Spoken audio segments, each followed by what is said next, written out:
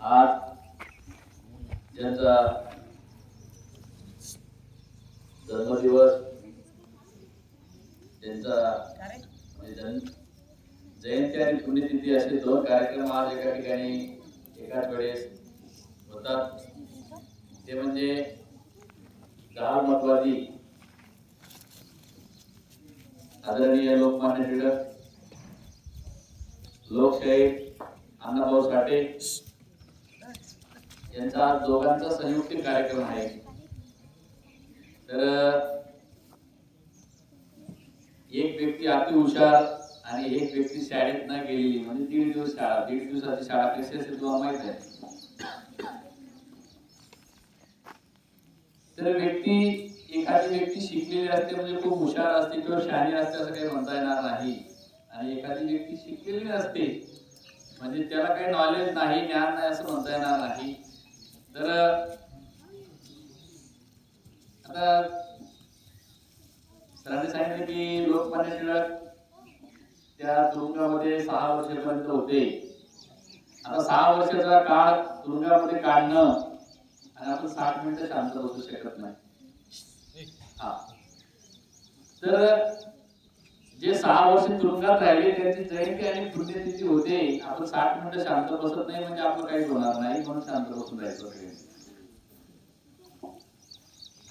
लोकमान्य टिळकांच्या संदर्भामध्ये आपण जर विचार केला तर एक लहानपणाची गोष्ट माहिती आहे. तर मी शेंगा खाल्लेल्या नाहीत आणि टरबुले फेकणार नाही आणि शिक्षेची घेणार नाही. पण त्यांनी खरोखर शेंगा खाल्लेल्या नव्हत्या आणि टरबुले फेकलेले नव्हते, म्हणून त्यांनी ठामपणे सांगितलं की मी शिक्षा पण घेणार नाही. आपण शेंगा बी खाऊन घेतो, पोत्री बी फेकून देतो आणि ते अजून एकदम जोरात सांगतो, सर मी शेंगा खाल्लेल्या नाही. म्हणजे का असं का? कारण आपल्यामध्ये अवगुणांचा भरपूर साठा आहे. ए ताई शांत बस, बस बघा रे, अरे तो पोत्री टाकून देतो, पण शिक्षा घ्यायला आपण लगेच नकार देतो, मी खाल्लेला नाही. म्हणजे आपल्या अंगी फार अवगुण आहे. जे अवगुण आहेत ते अवगुण आपण आपल्यातून जाण्यासाठी आपण काहीतरी प्रयत्न केला पाहिजे. फक्त 2-3 मुलींनी या ठिकाणी येऊन त्यांनी थोडस वक्तव्य केलं. वास्तविक पाहता संधी मिळाली होती 2 दिवस. या 2 दिवसामध्ये आपण बरीच माहिती आणायची होती, बोलायचं होतं. आपण 5वीतून 6वीत गेलो की लगेच मोठा होऊन जातो, 6वीतून 7वीत गेलो की अजून मोठा होतो, 8वीत गेलो की अजून जास्त मोठा होतो, 9वीत जास्त मोठा होतो आणि 10वीत अति मोठा होतो आणि जास्त बिघडून जातो. म्हणजे आपल्याला आता हे जे बसले आहेत शेवटी 10वीचे, तर अरे आपल्यामध्ये काहीतरी ज्या व्यक्तींची महान विभूतींची ताई बंद करते, महान विभूती आहे, त्यांचा जन्मदिवस आहे, यांची पुण्यतिथी आहे, जयंती आहे. जयंती आणि पुण्यतिथीच्या दिवशी आपल्याला गुण घेता आले पाहिजे. आणि त्याचे गुण आपल्याला जर घेता आले नाही तर जयंती आणि पुण्यतिथीचा अर्थ काही करणार नाही आणि ते योग्य पण होणार नाही. आपण फक्त वाट पाहतो काहीतरी एखाद्या गोष्टीची, आणि एखाद्या गोष्टीची वाट पाहताना आपण लगेच सुसाट होतो. म्हणून या ज्या गोष्टी आहेत त्या चुकीच्या आहेत. लोकमान्य टिळक जे होते त्यांनी तुरुंगामध्ये शांत बसले नाही, त्या ठिकाणी देखील त्यांनी ग्रंथ लिहिला. आपण वर्गात पुस्तक लिहित नाही, वर्गात पाठ लिहित नाही, वर्गात रिकामा वेळ असेल गृहपाठ लिहित नाही, पण ते तुरुंगामध्ये देखील शांत बसले नाही. न शिकलेली व्यक्ती शायरीच्या माध्यमातून लोकांना जनजागृती केली आणि शायरी नुसती भारतापुरती मर्यादित राहिली नाही, तर ते भारताच्या पलीकडे गेली, देशाच्या पलीकडे ती शायरी गेली आणि त्या शायरीच्या माध्यमातून जनजागृती केली. आणि आजही पाहतो ती जरी शाळा शिकलेली नसतील, पण ती त्यांची जी शायरी आहे ती शायरी आजही पीएचडीच्या अभ्यासक्रमामध्ये, आज त्यांचे जे संशोधन आहे त्यांच्यावरती पीएचडीच्या अभ्यासक्रमामध्ये त्यांच्यावरती संशोधन होतं. एका तुकाराम महाराज खूप फार शिकलेले नव्हते.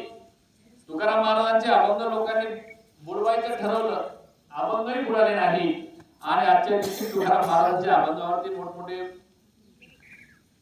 विद्वान मंडळी पीएचडी करते आणि एका अभंगावरती पीएचडी करत असताना एक मोठा प्रबंध लिहिला जातो 500 ते 600 पानांचा. म्हणजे त्या अभंगाला किती महत्व होतं आणि त्या अभंगाचा किती अर्थ दडलेला होता असं हे जयंती आणि पुण्यतिथीच्या दिवशी आपल्याला कळतं.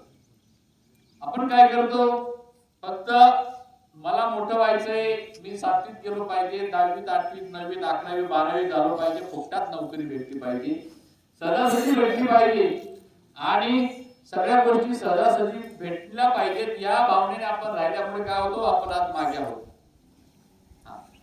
एखादी प्राथमिक शाळेमध्ये शिकणारी मुलगी, जिल्हा परिषदेच्या शाळेमध्ये शिकणारी मुलगी नीटच्या परीक्षेमध्ये 710 मार्क मिळवते. याच्यासाठी तिने किती मोठा त्याग केला असेल. तिची जर मुलाखत ऐकली तर तिने मोबाईलचा पूर्ण त्याग केला होता. वर्गातल्या खोडकर विद्यार्थी जे खोडकर करत होते त्याचा पूर्ण त्याग केला होता. मुली बोलत नाही पण आपसामध्ये बोलत असतात, मुलं बोलत नाही पण आपसामध्येच किडे पाडतात. म्हणजे ह्या ज्या गोष्टी आहेत याच्यामुळे आपण कधी विद्वान होणार नाही, विद्वान ठरणार नाही. आज टिळकांची पुण्यतिथी जयंती आहे.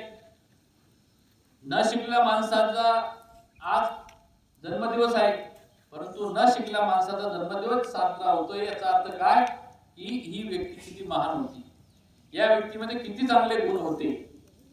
म्हणजे चांगल्या व्यक्तीचे चांगले गुण आपण घेत नाही, आपण ऐकताना सुद्धा शांत बसत नाही. मग या ज्या गोष्टी आहेत या आपण शिकलो पाहिजे. वारंवार प्रत्येक शब्दाच्या 2-5 मिनिटांमध्ये जर शिक्षकांना सांगावं लागत असेल तर आपण ज्या शाळेमध्ये येतो, जे शिकतो त्या शिकण्याला काही अर्थ नाही, येण्याला सुद्धा काही अर्थ नाही. मी बऱ्याचदा बोललो आहे की गुरुजींचा शब्द ऐकणारी माणसं, गुरुजींच्या शब्दाच्या पलीकडे न जाणारी माणसं आज पुढे जातात. कारण का, गुरुजींनी सांगितलेला संदेश हा योग्यच असतो, अयोग्य कधीच नसतो. कारण आपण विद्यार्थी दशेमध्ये कोणतरी गुण म्हणतोय, गुणगणायचं नाही. ते